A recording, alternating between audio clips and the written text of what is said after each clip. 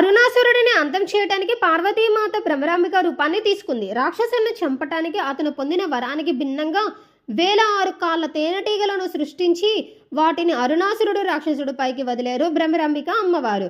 తేనెటీగల దాడికి అరుణాసురుడు రాక్షసుడు మరణిస్తాడు. ఆ తర్వాత అమ్మవారు శ్రీశైలంలో భ్రమరాంబిక రూపంలో వెలిశారు. అమ్మవారి మహిమ వలన అష్టాదశ శక్తి పీఠాలన్నీ ప్రాముఖ్యతను సంతరించుకున్నాయి.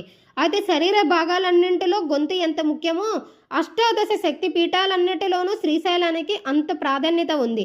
జ్యోతిర్లింగాలలో ద్వితీయ జ్యోతిర్లింగం, అష్టాదశ శక్తి పీఠాల్లో 6వ శక్తి పీఠం, ఈ రెండు కలగలిసిన దివ్యక్షేత్రమే శ్రీశైల క్షేత్రం.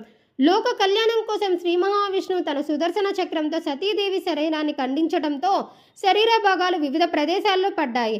ఆ ప్రదేశాలన్నీ శక్తిపీఠాలుగా ప్రసిద్ధి చెందాయి. సతీదేవి శరీరంలోని మెడభాగం భ్రమరాంబికాదేవి విగ్రహంలో కలిసిపోయి శక్తిపీఠంగా ప్రసిద్ధిగాంచింది.